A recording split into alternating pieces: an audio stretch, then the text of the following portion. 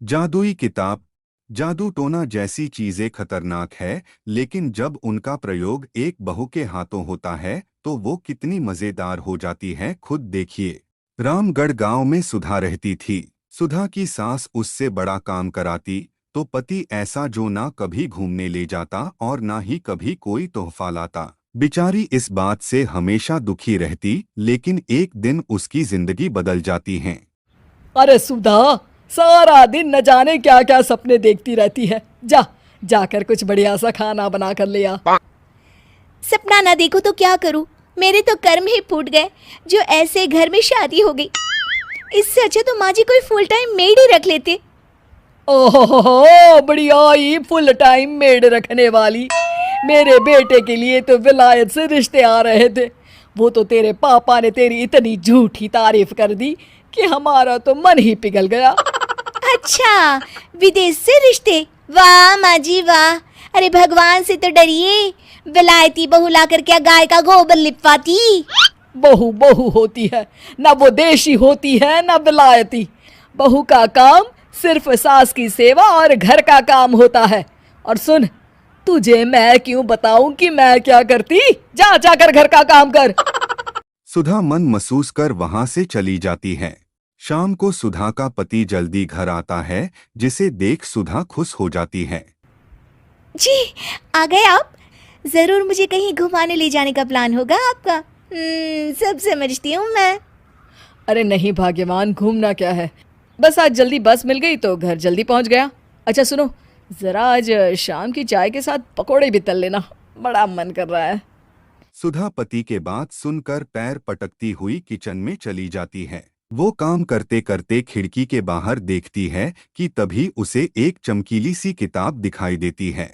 वो खिड़की से उस किताब को उठा लेती है और उसे खोल कर देखती है तो उसमें सुनहरे अक्षरों में लिखा होता है, जादुई किताब, इस पर जो लिखो वो सच होता है। सुधा उस किताब को देखकर खुश हो जाती है और जल्दी से पास रखी पेंसिल उठाकर उसमें लिख देती है। मेरी सास सारा काम कर दी। तभी उसकी सास किचन में आ जाती है और कहती है, अरे बहू, सारा सारा दिन लगी रहती है काम में। अब जाकर आराम कर ले, मैं तेरे लिए चाय और गर्मा गर्म पकोड़े लेकर आती हूँ। सुधा यह देखकर हैरान हो जाती है और किताब लेकर कमरे में आ जाती है। तभी वो देखती है कि उसका पति आराम से बैठकर किताब पढ़ रहा होता है। सुधा झट से किताब निकालकर उसमें लिखती है, मेरा पति मुझे घुमाने ले जाए। बस फिर क्या था, सुधा का पति किताब बगल में रख देता है और उससे कहता है, बहुत दिन हो गए हम कहीं घूमने नहीं गए ना, चलो कल मैं ऑफिस से छुट्टी ले लेता हूँ। सुधा ये सुनकर खुश हो जाती है कि तभी उसकी सास हाथ में चाय और पकोड़े लेकर खड़ी हो जाती है। चलो बहू, कुछ खा लो।